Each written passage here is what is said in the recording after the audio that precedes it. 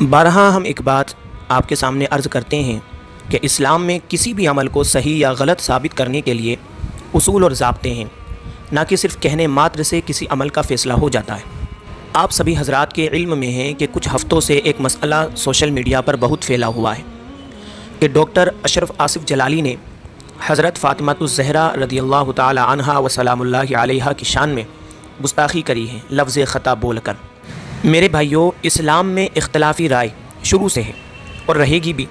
لیکن ایک جاہل سے جاہل انسان بھی یہ جانتا ہے کہ اختلاف علم کی روشنی میں ہوتا ہے، جذبات سے نہیں۔ لیکن آج الٹی گنگا بہہ رہی ہے۔ اب اسی جذباتی ماحول میں ایک علمی شخصیت کا بیان آیا،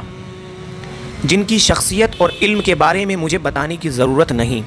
نام ہی کافی الحمدللہ، شیخ الاسلام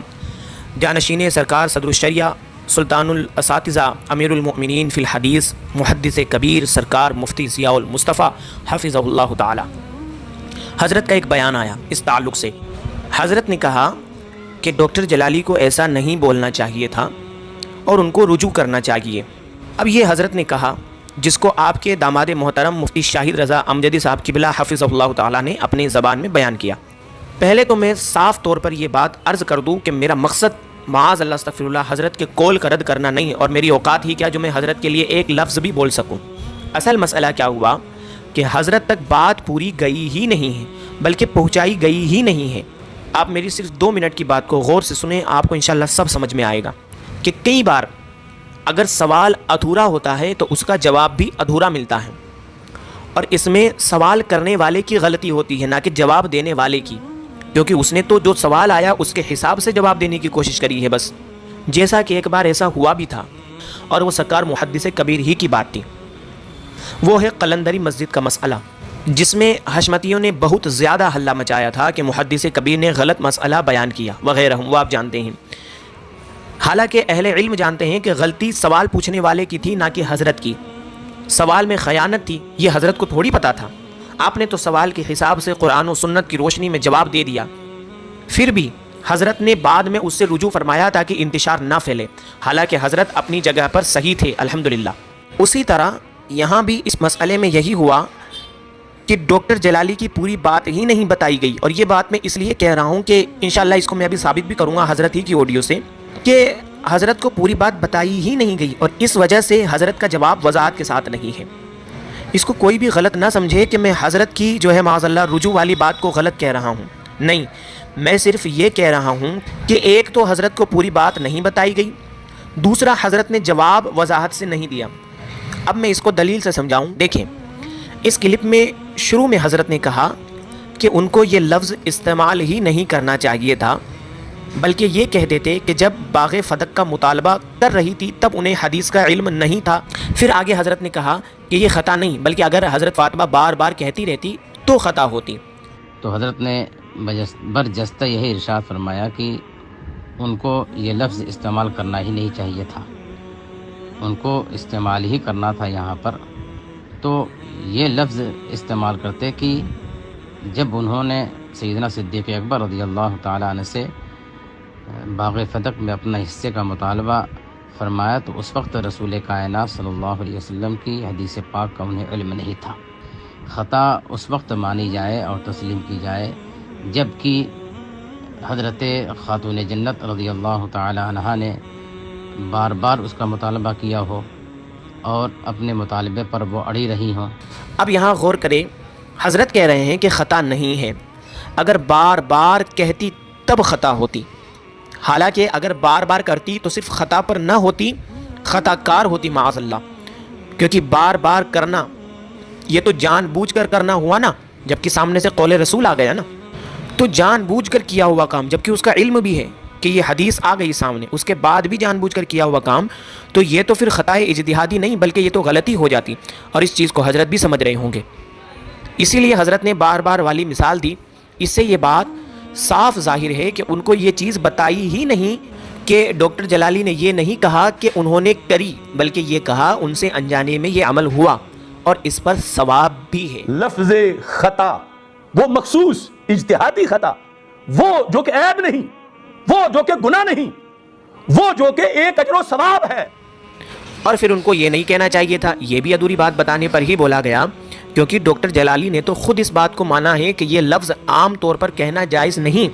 اگر یہ بات سرکار محدث کبیر کو پتہ ہوتی کہ ڈاکٹر جلالی خود اس بات کو قبول کر رہے ہیں تو آپ یہ بات کہتے ہی نہیں۔ بھائی حضرت نے کہا نا کہ ان کو یہ بات نہیں کہنی چاہیے تھی، تو یہ بات تو ڈاکٹر جلالی خود بول دی اپنے دوسرے بیانات میں۔ مقام سیدہ زہرا رضی اللہ تعالی عنہا، اس کے لحاظ سے ہم ہر وقت اس مذہب پر ہیں، بے خطا بے گناہ سیدہ زہرا رضی اللہ تعالی عنہا۔ ہمارے طرف سے تو نسبت خطا عمومی حالات میں ذکر باغ فدق میں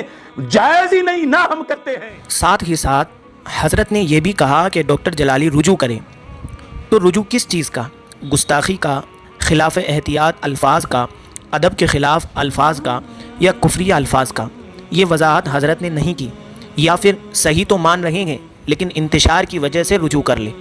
ان میں سے کوئی بھی بات کی وضاحت حضرت کی بات میں موجود نہیں ہے، کیونکہ ان تمام چیزوں کو لوگ مان رہے ہیں۔ کچھ علماء اس کو کفر مان رہے ہیں، کچھ علماء اس کو گستاخی مان رہے ہیں، تو اور کچھ اس کو صحیح بھی مان رہے ہیں، لیکن انتشار کی وجہ سے رجوع کروا رہے ہیں۔ تو یہ حضرت کی بات میں وضاحت نہیں۔ اب جہاں تک میرے علم میں ہے کہ کسی بھی مسئلے پر پہلے حکم شرع بیان ہوتا ہے، پھر اس کے حساب سے حکم سنایا جاتا ہے کہ سامنے والے پر کیا حکم ہے اور اب اس سے نجات کیسے ملے گی۔